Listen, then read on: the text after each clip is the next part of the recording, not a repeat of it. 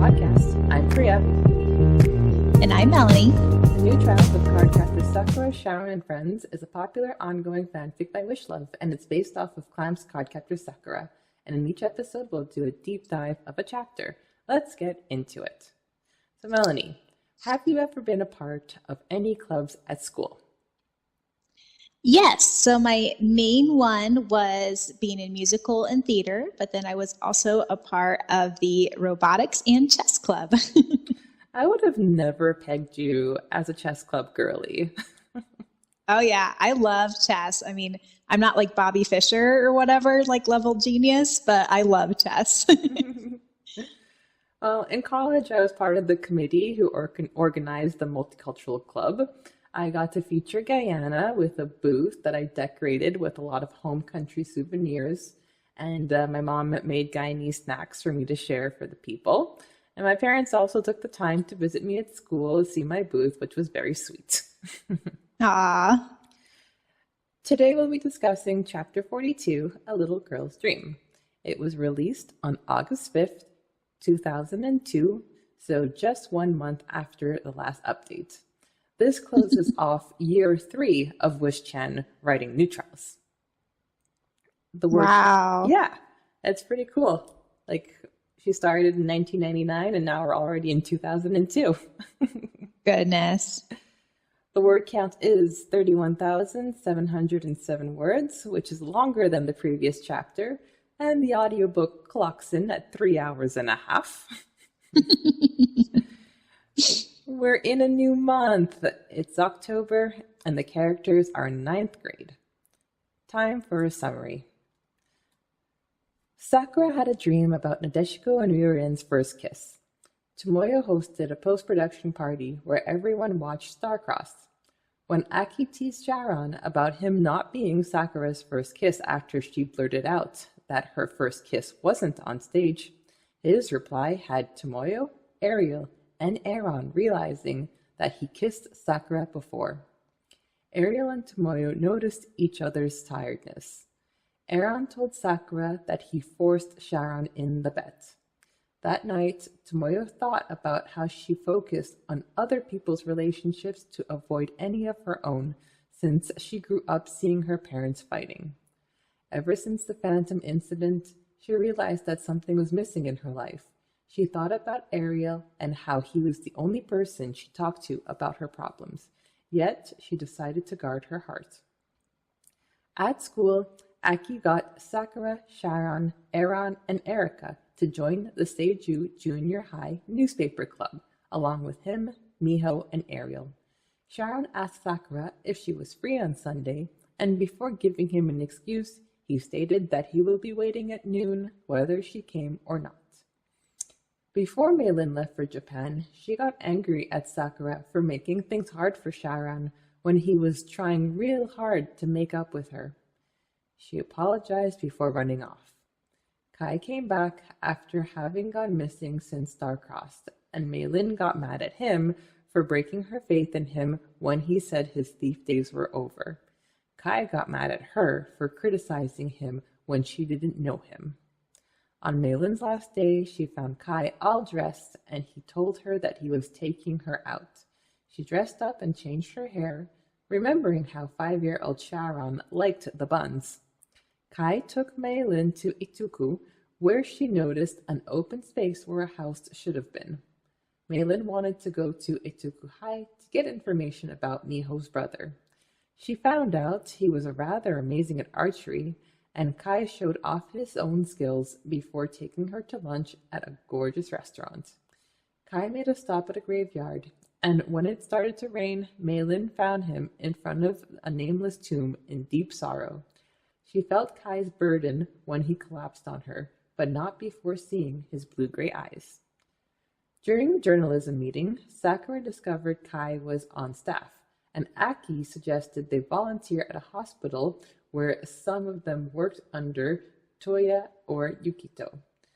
Kai bluntly told Miho that she should be brave enough to see her mother, and that's what her brother would say. Hesitant at first, she saw her mother, and they had a happy reunion.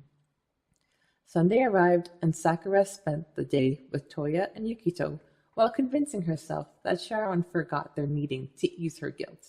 Yet she couldn't stop thinking about him, and at 6 she ran off to meet him. At the park, a dark force attacked her, and she collapsed after seeing a child in the mirror card. She awoke next to Syaoran, who told her that he was waiting for someone so he can apologize. In the end, Syaoran took her home, and he said he always knew it was her, and he was waiting for her to tell him, but at least she came after he waited. Tomoyo told Toya that Sakura was at her house when she found out about Sakura's predicament, and Kai hacked into the school's electricity wires to cancel it for the day. Everyone went to the archery competition for leads on Miho's brother. When a teenager beat Yukito, Miho asked if he was her brother, and he told Miho that he had been searching for her. Telling her that he would never leave her again, she realized he hadn't changed after all. Everyone but Kai liked him. Syaoran received a call from Wei that Malin was missing, and Kai left in a flash, but panicked when he found the tracking device bracelet in an alley.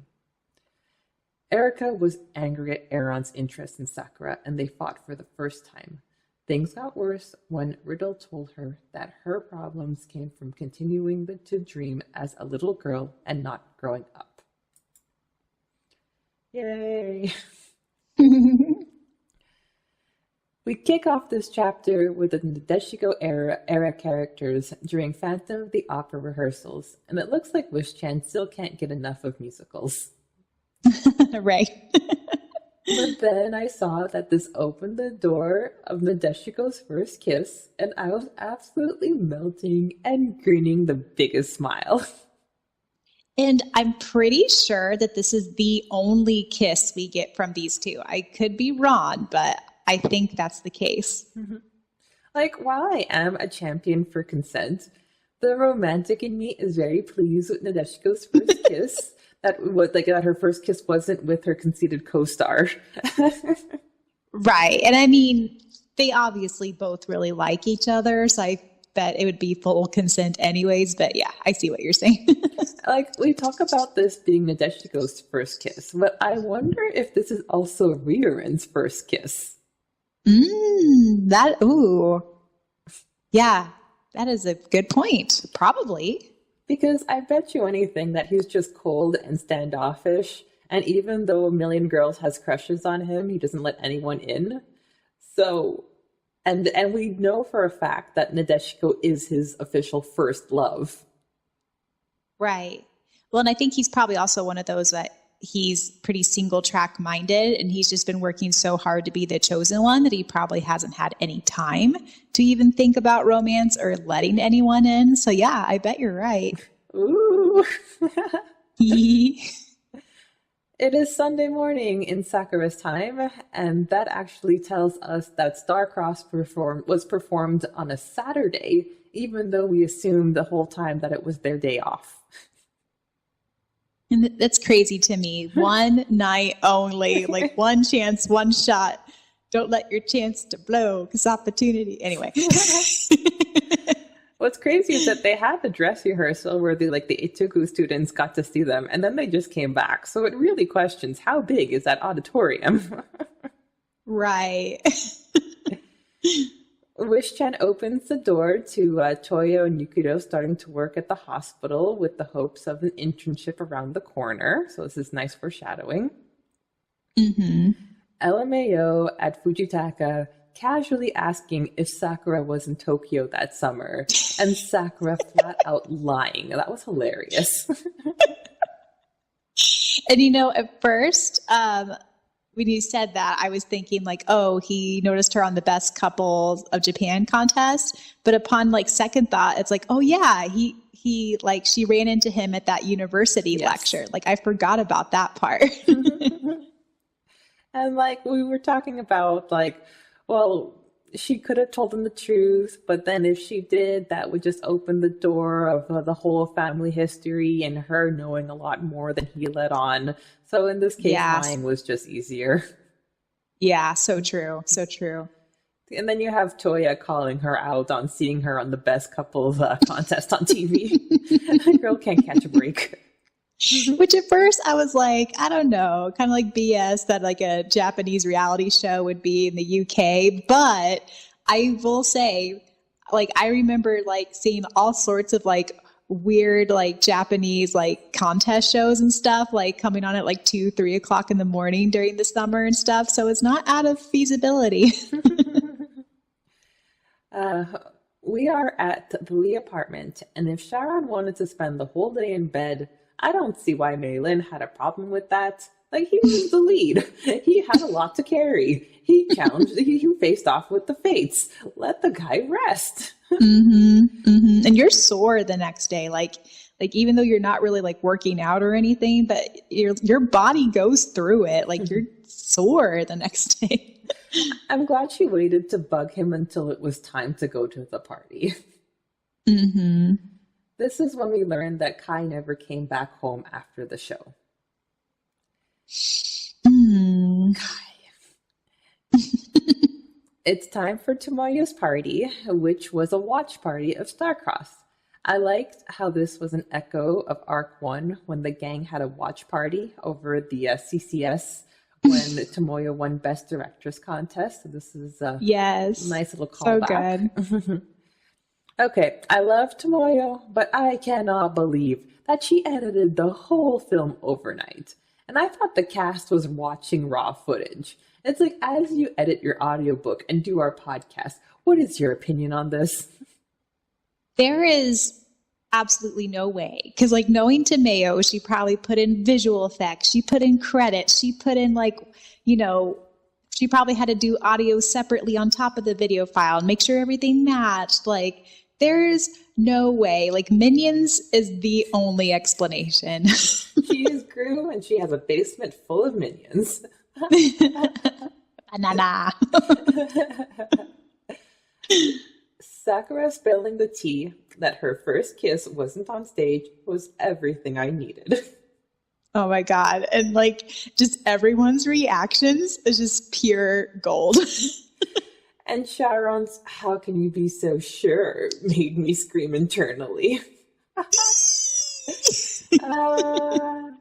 It's like Aki's just teasing him. Hey, Sharon, it's not you after all. How can you be so sure? Ugh.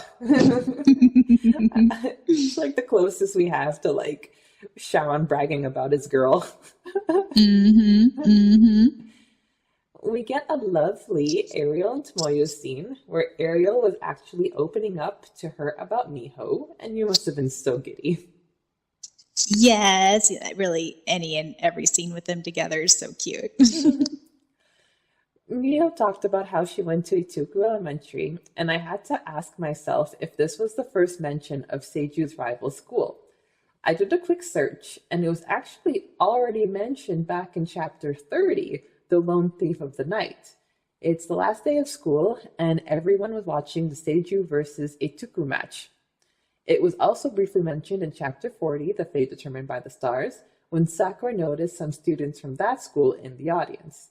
So when Aki drones on about Ituku being a major rival, Wish-chan already set the stage, and it's wild that it's going to be Sharon's school in Arc 4.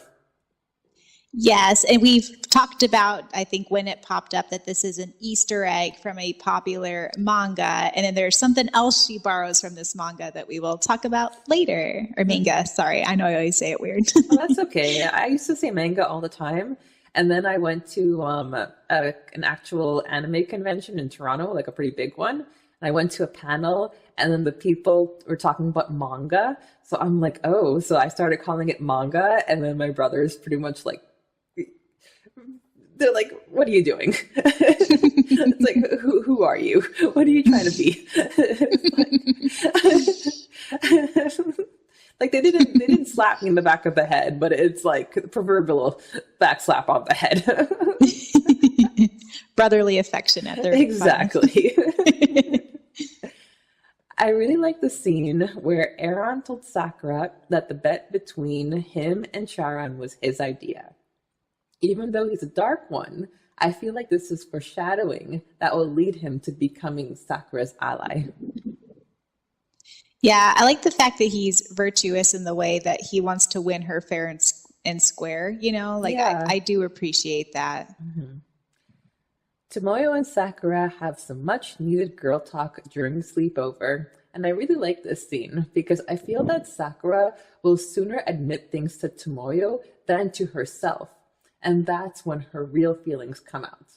They talk about boys, and we get some interesting thoughts about Ariel. Melanie, care to comment?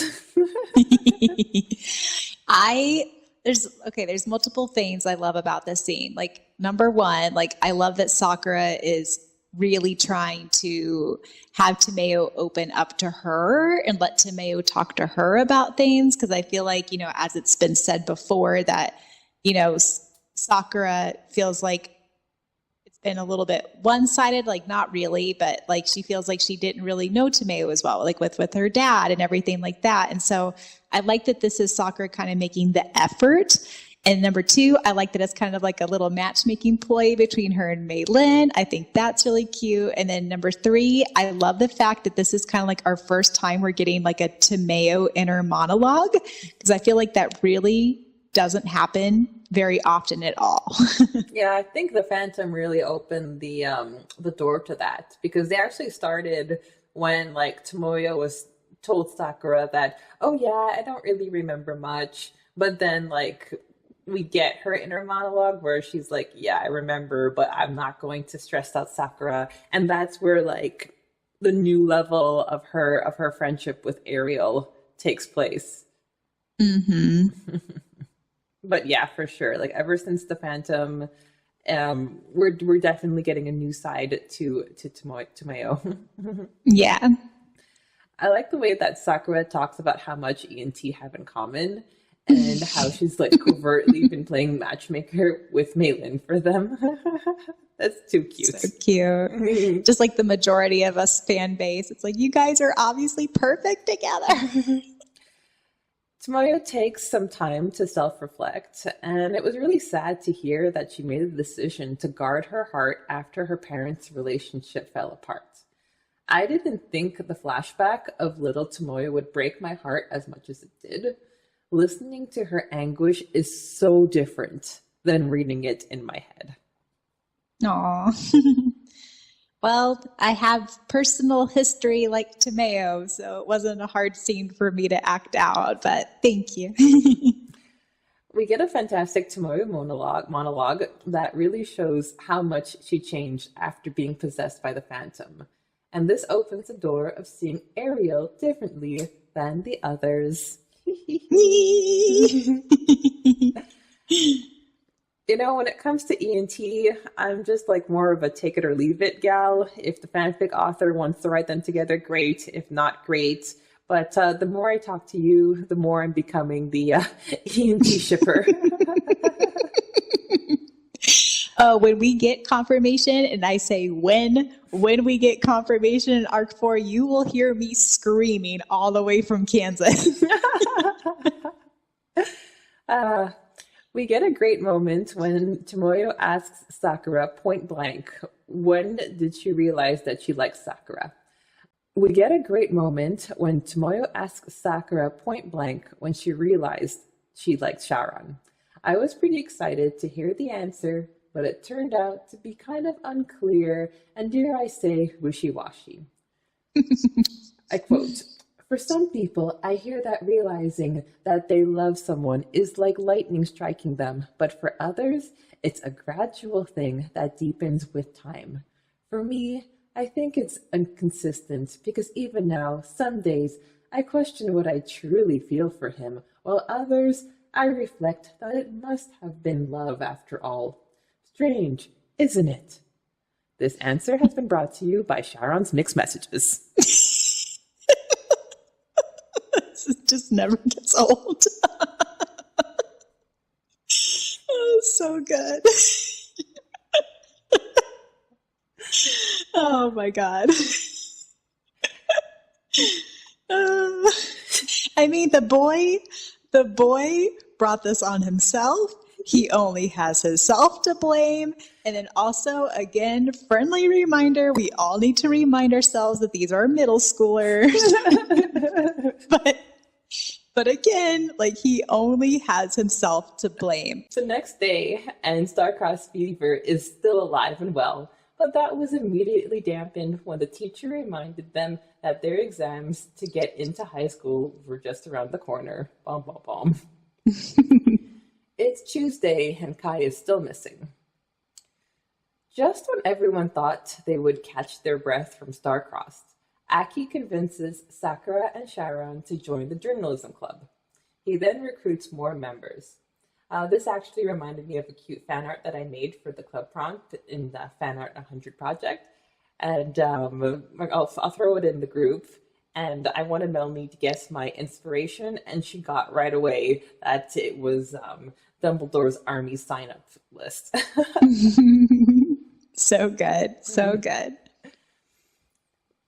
I just love how all their signatures like completely match who their characters are. Like, you did such a good job. Oh, thank you. It was really fun playing with Microsoft Word because for those 90 kids out there, there's only so much you can entertain yourself with your Windows 95, Paint, Pinball, Minesweeper, Solitaire.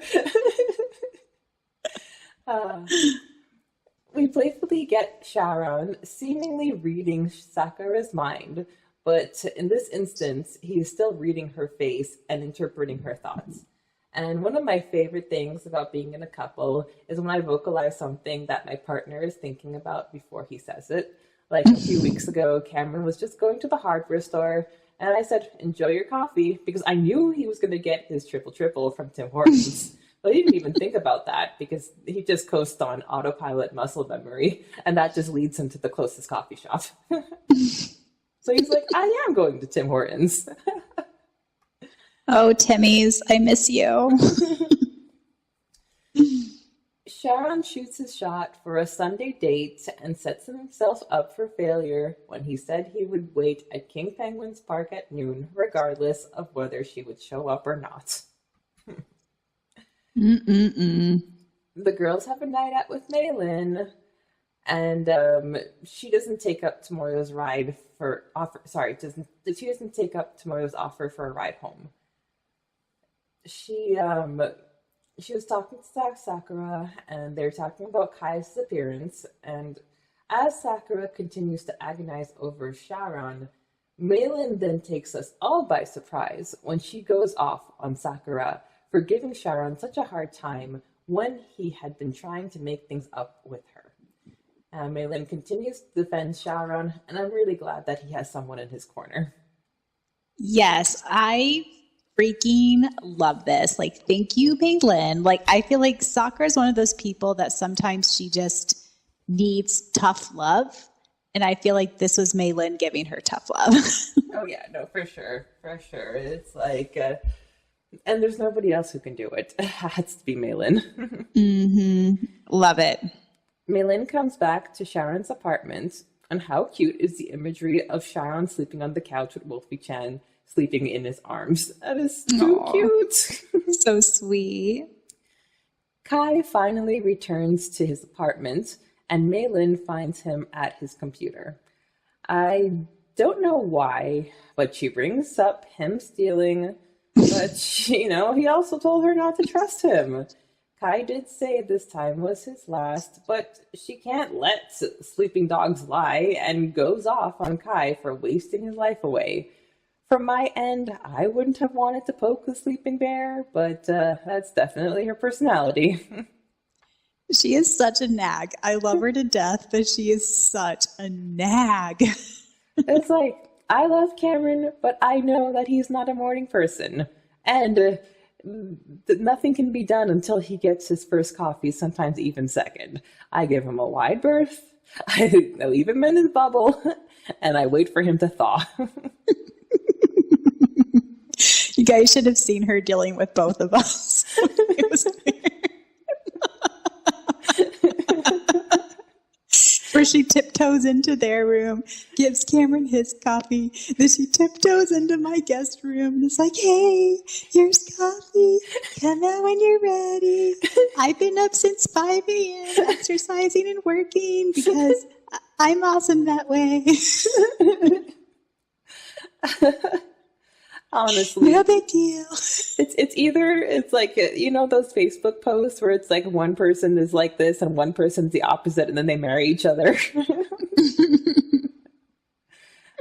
uh, Kai challenged Maylin about why she was back, considering she said that she wouldn't until she contained her feelings for Syaoran.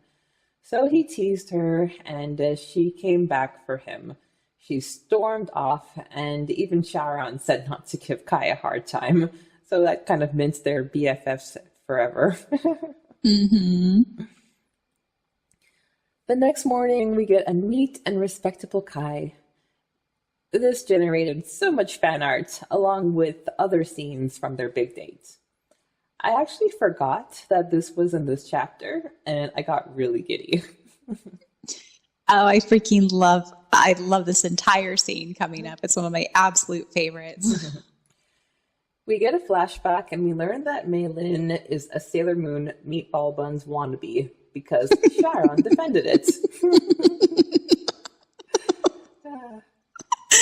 I love the Sailor Moon reference. I know, it's great.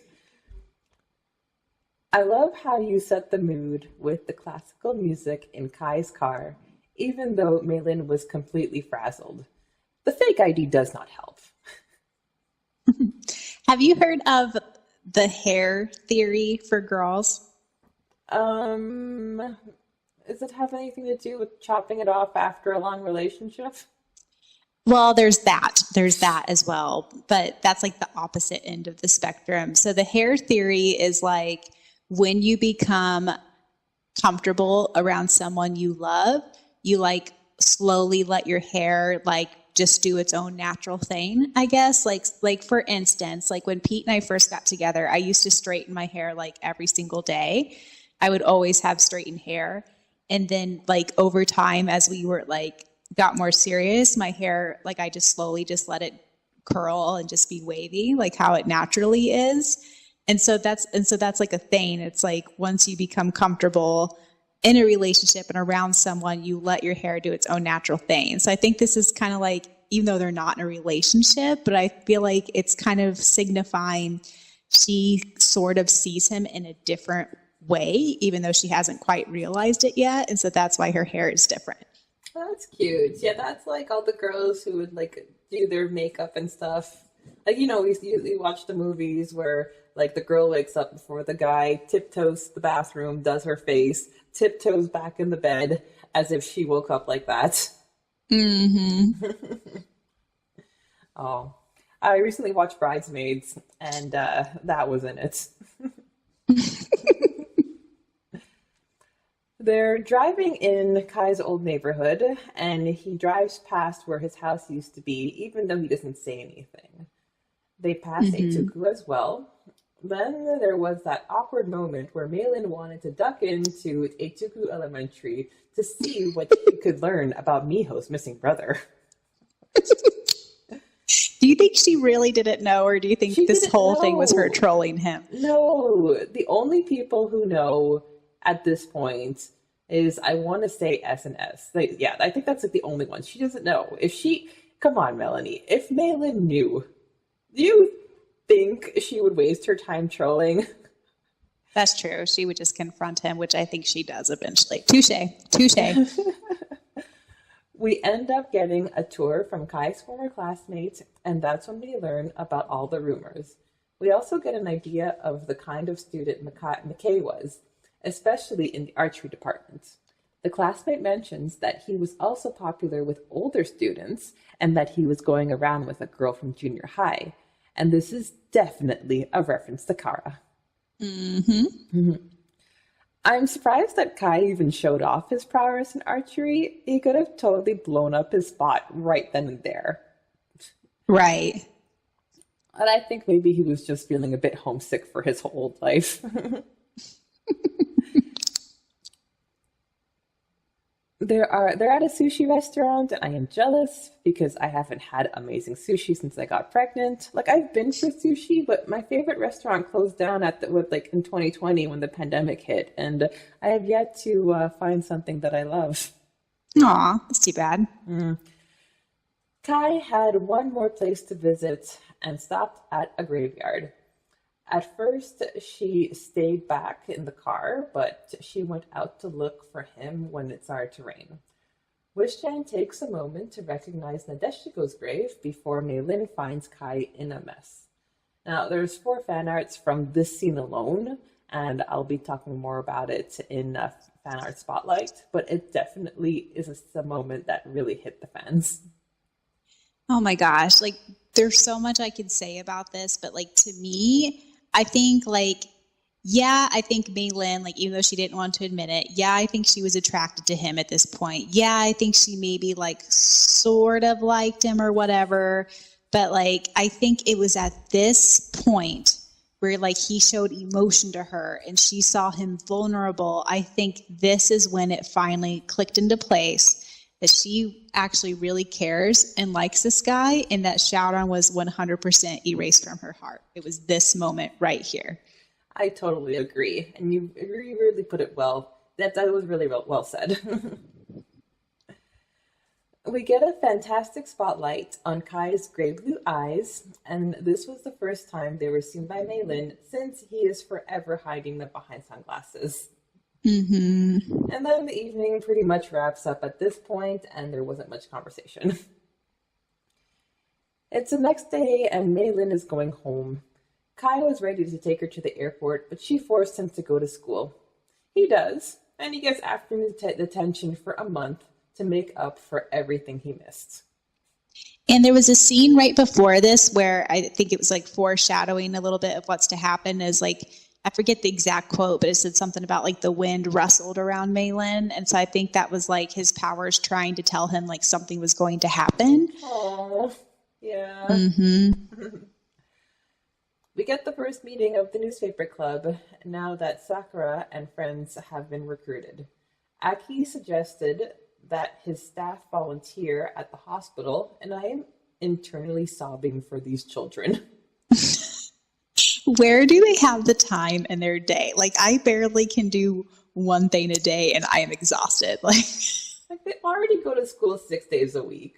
They have their own extracurriculars outside of journalism club, but this is a nice way for Wishchan to introduce the hospital storylines.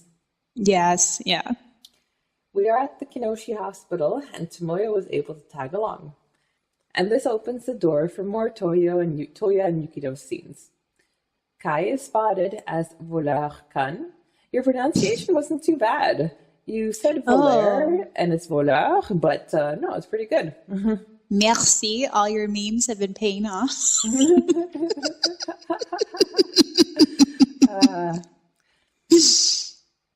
There's a moment when SNS got paired together, but then Erica interfered, and that went out the window.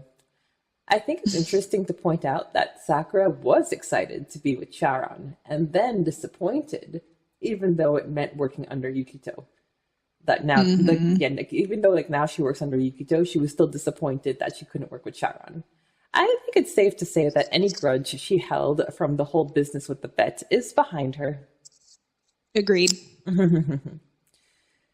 Before leaving the hospital, Kai challenges Miho to see their mother.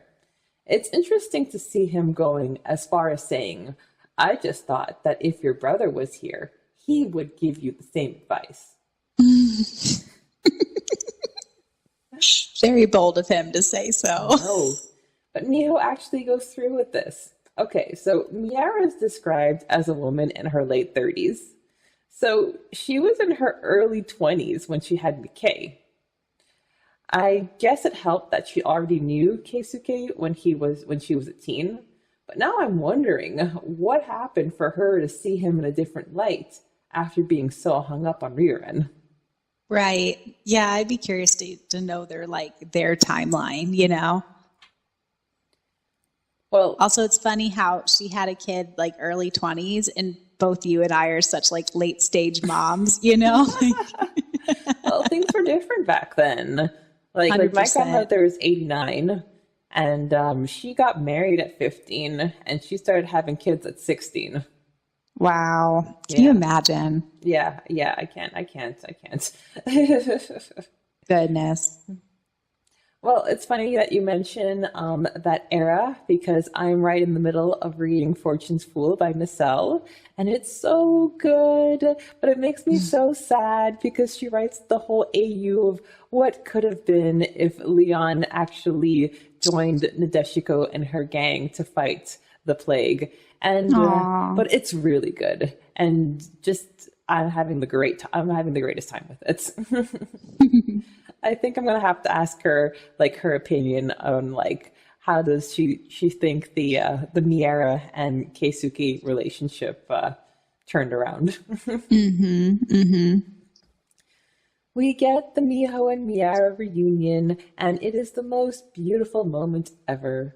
And then she thinks that she saw an older version of her brother in the crowd. So this may or may not be the Dark Force, but I love the foreshadowing. Yeah, I think it was 100% the Dark Force, or at least the beginnings of it. Yes. We have a scene where Kai is mooching off Syaoran, and they get to talking about Meilin. There was a line about how she never called from Hong Kong to say she arrived safe, and we all know what that leads to. Dun, dun, dun. It is the long-awaited Sunday morning. Sakura decides to spend the day with Toria and Yukito, which is fair. It's her first Sunday since they came back. Too bad she didn't let Sharon know, but I'm going to put some of the blame on him because, like, the whole mixed messages of it all. But maybe, like, because he never got a solid answer from her. Clearly she wasn't ready for this, but whatever. He said he was going to be at King Penguin's Park. The man could do what he wants. Well, as we've been saying since the beginning, communication is the big bad dark force. But anyways, before we get going on this scene entirely, so this entire thing, I believe, Wish-chan borrowed from a anime that's called Hanayori Dango. And we had looked up when the Korean drama was, and that was in 2007. So we know it wasn't the Korean drama, but the manga itself came out in like 1997. So we're pretty sure she borrowed it from the manga. But basically, just a very, very quick recap is Boys Over Flowers, Hanayori Dango. It's about a girl called Makino, and she befriends like these 4 guys that go to like this rich school called Itoko. And then one of them, Dam Yuji, is kind of like her main love interest. But he basically does a thing like what Syaoran does, where he's like, well, I'm going to be at this location no matter what, and you better show up. And Makino's like, no, I'm not going to do that. And so she spends the whole day either like with her mom or friends or whatever, and then eventually she finally does meet him, and it's like hours later, like what Sakura does. But Wish-chan does divert a little bit afterwards, because usually in the manga, Damuji or whoever gets like really sick, and then there's an elevator scene. But so anyways, there's definite elements that Wish-chan borrowed, but highly recommend watching all versions of this. There's a Korean version, Thailand, Chinese. The Chinese one is my absolute favorite, but anyways, yeah. It wasn't until during the day that Tomoyo pops up and reminds Sakura that Chan was not one to break his word. This was enough. Very good, Tomoyo. This was enough to completely change her mindset, and she made the decision of dashing to King Penguin Park. But Sharon wasn't there. It was only then did she notice the dark force that turned her into a little girl. I completely forgot the age showed up in this chapter, and I was shocked when it happened when I was doing the audiobook. Like, I remember I had to pause and just sit there for a second. I was like, oh, is this really happening like right now? I completely forgot. See, I thought it was in the title, A Little Girl's Dream. That's true. But I also thought like maybe that had to do with Miho and the whole like her mom scene and stuff. Yes. So, but because the next title, I think is a little bit more obvious, but I was really surprised. That's for sure. And I think like people who will remember the riddle and his scene with Erica where he like calls her a little girl. So when Sakura comes to, She finds herself with Syaoran as a 5-year-old little girl. He opens up to her as if he didn't know that she was Sakura. I thought maybe he thought that Sakura would be more receptive if she heard him out as a third party, considering how horrible their luck has been to have the serious conversation so far. Your little girl's voice for Sakura is so cute. I'm actually looking forward to hearing what Felix's voice will sound like. He says ba, mama. He's starting to say ba for ball. And like today I was reading him a book and he was like, book. Aww. And then when Nibbles is around. It's the best when you hear their voice yes. for like the first time. And when Nibbles is around, he'll actually go, like I was feeding him breakfast. My back was to the window, but so our cat Nibbles, he has been an outdoor cat for like almost a year now. So he comes in and out. Now, my back was to the window. I was feeding Felix his breakfast. Felix was in the high chair and he was looking out the window. And then all of a sudden he goes, and I look over my shoulder and Nibbles is outside the window. Aww. I'm mostly curious to see how he'll overcome the L's. I feel like he's going to be calling himself Felix for a while. Yeah, L's are hard, and then like M's I know are sometimes hard, but like it's hard for me to like, because Luna, like she still can't like 100% talk, even though she'll be 6 this year because she has some disabilities. But yeah, there's definitely like some things like when they're trying to learn to speak that are harder to say than others. Yeah, my friend's 1-year-old calls her big brother. So her big brother, his name is Liam, but she's 2, almost. Yeah, she's 2, and she says yum yum. Cute. Anyway, the reveal when Syaoran admitted that he recognized Sakura was really cute, even if it did make Sakura feel super guilty. Did you have fun playing little Sakura, or did it get tiring after a while? No, I enjoyed it. It's like doing another character voice, you know, so I had fun with it. I'm listening to the How Rude Tannerito's Full House podcast, and I'm getting major Michelle vibes. I could see that. You got it, dude. Sakura looks at her reflection in Syaoran's mirror, and I wonder if that's the mirror that she gifted him for his last birthday. The irony.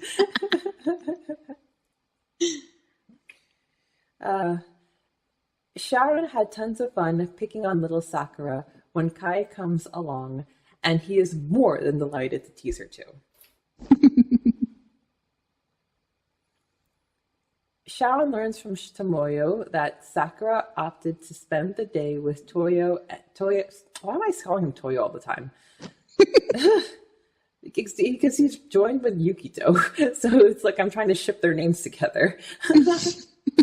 Anyway, Syaoran learns from Tomoyo that Sakura opted to spend the day with Toya and Yukito instead of meeting him. He seems a bit stunned, but come on, he never confirmed, and that was literally the first Sunday that they were home post-England. And I think it's kind of like a jealousy thing more than anything, because I think he still is going to harbor some type of jealousy towards Yukito, you know? Mm-hmm. It's the next day, and Tomoyo is over the moon to play with little Sakura. Now, even though my mom has been team boy since she found out I was pregnant, she is wistful sometimes that we can't put Felix in dresses. Oh my God, there's a quote that Wishin did that like it made me laugh so hard. It was like Sakura was dressed up like it was her birthday party or something like that. Like I lost it. I think I had to record that part of the audiobook like a couple times because I kept breaking because it was just so funny to me. Well, you know, you only have little Sakura for a small window. Better make the most of it. So good. Kai manipulated the school system so that it would be canceled for the day, and the gang goes to an archery competition with Miho. Ariel and Sakura talk about whether she can use magic to capture the age, considering that she didn't know she had her powers when she was 5? Which is a good question. Yeah. There's one particular archer that is blowing away the competition, and he's quite the adversary for Yukito. Now, Yukito was a champion for 5 years, and he lost his title to a dark force. Sure, when making his shot, he realized that he made a mistake, but I don't think it's fair at all. Yeah, that would suck. But I mean, Yukito is kind of a force as well, though. That's true. You pointed it out, and it's like, yeah, I think Yui's he's cocky enough to want to keep that championship. But we are putting that aside because Miho believes she has found her brother. Now, when I first read this in 2003, I completely believed this to be true because I dug back into my review for this chapter and I literally wrote, "I'm so glad that Miho finally found her brother. That was beautiful." Oh, my sweet summer child, Preya. I love you so much. Now that we know the truth, like this like scene, it makes me feel sad because he's like, "I'm never gonna leave you again." But like, back then when I was a novice reader discovering New Trials for the first time, I'm like, yes, you just found your sister. Of course you're never gonna leave her again. Oh. Kai's only comment, he seems like a dork. So good. Syaoran gets a call from Wei, and we learn Meilin never returned home. That was Kai's cue to begin his search. There was one sentence that jumped up to me. Since when did the lone Kaitu magician go around meddling in other people's business, aiding them? It bothered me that Kai knew fully well that Mike was an imposter, but he didn't warn Sakura. And it makes me feel uncomfortable knowing that a dark force was going to get close to his sister. But I guess he's fine with hovering on the periphery. Mm-hmm. Kai located the bracelet, but there was no Meilin. So because Kai was gone for a suspiciously long time, it made SNS really nervous. This is when Sakura makes a promise to herself that she would apologize to Syaoran for making him wait when she regains her original age. I personally don't remember this happening. Melanie, you might, since you finished Arc 3's audiobooks, so I'll put a pin on it for now. You would think Melanie would remember. But you have to remember, Melanie records audiobooks far in advance, and so I probably recorded Arc 3 like a year ago. Mm-hmm. Yes, during our hiatus. Mm-hmm. Erika calls Aaron out for not wanting to attack Sakura anymore. She continued to push his buttons when she accused him of being Sakura obsessed, but that was enough to push Aaron's buttons, and the twins got into their first fight. So the cracks are starting between the Chang twins. Mm-hmm. Moving on to Dark Force's corner, there are mentions of both the Phantom and the Crystal during Tomoyo's moment of self-reflection. We get an introduction to the age when Sakura gets attacked. And I completely forgot that the mirror was used for Sakura to see what happened to her after she was attacked. Mm-hmm. Miho's quote-unquote brother is revealed in this chapter, but spoiler alert, he's actually the transform. And finally, the riddle comes out at the end to goad Erika if she wasn't feeling bad enough. So for the fan art spotlight, I decided that it would be best to highlight 4 different fan arts from the same scene. So the Kai in the Rain, this is by DigiDynasty. And DigiDynasty is was an OG fan. Like, she followed New Trials since the beginning, and she was the one who created fanfiction.net's version of New Trials. I don't know where she is these days, but this is definitely early 2000s fan art, Kai in the Rain. It says May 22nd, 2008. Yeah, but that's when Asumi and I created the DeviantArt. Because what was happening is that New Trials fan art was scattered on a lot of platforms. So she wrote to me, and with like a lot of websites just losing their domain and things being lost to the internet, she said it would be a good idea to house everything in one place. So that's why it's dated 2008, but I can tell you for sure that it's definitely early 2000s. Okay. Then following to the storyline, we have One Rainy Day by Marcel. And yes, it's really pretty. It's nice. I like the point of view that she chose, and we're just overlooking the scene. You need that butterfly clip. Yeah. I actually have a butterfly clip. So I'm just hunting for the cardigan. I found a gray dress on Marketplace, so that's down. But I'm looking for a cardigan. It has to be light blue, preferably with a ribbon. But if I find something without a ribbon, then I can just get my mom to help me with that. Then we have hold on. Nightly Visions. Okay, that's what's next. So we have Rain and Sympathy, and this is a fan art by Nightly Visions, and it's another moment in time. So good. And then finally we have In the Rain by Sume. And what I love about these 4 pieces is that the art is just so different in each one, but the 4 of them really tells the story of the scene. And like these 4 artists, they just pick the moment in their head, and there's no two fan arts that were alike. So good.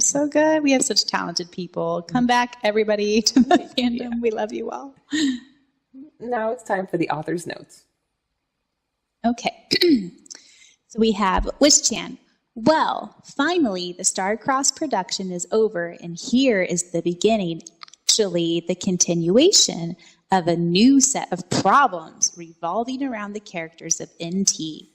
I had a hard time thinking up a title for this chapter, but after the riddle's little poem in the end, things tied together better. I'll guarantee things will get more climatic. I guess this chapter I kind of focused on each of the various female individuals of NT, even Erika. The age card was one that I've been meaning to do for a long time now. See, the funny thing is, I started with a list of cards I would like to create when I first began plotting New Trials 3-4 years ago, and then made up others to fill in gaps along the way. Somehow, the ones I wanted to do the most, I still didn't do, meaning there are yet many more cards to come. The sillier cards, such as the ball from Chapter 3, are usually the ones I made up spontaneously. Other cards, like the Fate, I've been meaning to do a long time. Just a little insight. Oh, and the Wave card is still out there. It's waiting for the right moment to show up.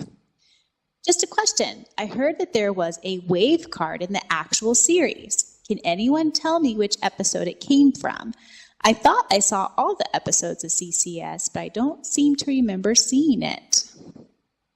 And that's from that one episode, I think you said, where she's like capturing and transforming like 10 cards at a time or something like that. Yeah, so basically like how Card Captor Sakura is divided into Clo cards and then Sakura, like the transformation of Sakura cards. So basically there's this one scene in like season 3, the Sakura card season, where she's just, she has a whole bunch of cards and she's just transforming them as soon as she can, because the sooner she can transform her cards, the sooner she can support Kiroberos and Yue. And then I think that's where we see the Libra as well. Yes. In Cloud, I think, is another one. Yes. So just because it didn't have its own episode doesn't mean it doesn't exist, but Wish-chan is right. There was no episode for the Wave card. Oh, for reference, Tokyo University is the largest, most prominent university in Japan, kind of like Harvard in the States. Except that, as you can see, there are less college choices in Japan than America, and there is no university rivaling with Tudai, short for Tokyo University in Japanese. I've mentioned before that personally, I'm rooting for Tomeo and Iro, and I've received plenty of emails supporting them. I've also received an interesting one not supporting them as well. Be a stickler for canon. Was it you, Preya? No, I'm kidding. I think I'll leave things at that. I'm still open to hearing various opinions about any of the couples in New Trials. I like listening to reasonings and theories. Oh, just on a side note, I've been meaning to mention for quite a while now, I began reading some of my chapters over again this summer and was appalled at the amount of typos, contradictions, spelling, and grammar mistakes out there. So don't think I'm an absolute duncehead or anything, for I am a perfectionist. Yet the fact is, I edit over numerous times. That's why it takes so long to publish new chapters. However, after you type hundreds of pages, words swim in front of your eyes, and sometimes I don't even see obvious mistakes because I already have things written in my mind, so that's what I see. And then I come back months later to read it, and I am shocked at the careless errors. I think someday when I have spare time, I'll go back and re-edit all the chapters. Hee, so people don't find it blatantly hindering to the overall quality of New Trials. And I'm sure all of you prefer that I just write new chapters instead of going back and fixing new ones for the time being. She's not wrong. And, ultimately she did go back to edit the prologue, chapter 1, chapter 2, chapter 3, and then combine chapter 4. But then she let go of that. And there was a moment in New Trials history where someone did step up and offer to be an editor, but she just kind of changed it a bit too much, and that's when Kiri-chan took a stand and pulled a full mail-in and don't touch New Trials, keep it pure, I love the mistakes, this is Wish-chan's growth, and I think we just left it at that. Yeah, I agree with Kiri. I'm glad it didn't get changed. You've been listening to New Trials, the podcast, where it must rain for there to be a rainbow. You've been listening to New Trials, the podcast. Please be sure to check out the audiobook version of this fan fiction that you can find anywhere that you could find this fan fiction. Also, please be sure to check out the Facebook fan page for New Trials, where a big part of the discussions happen nowadays. And be sure to stick around next time when we discuss Chapter 43, Not a Perfect World.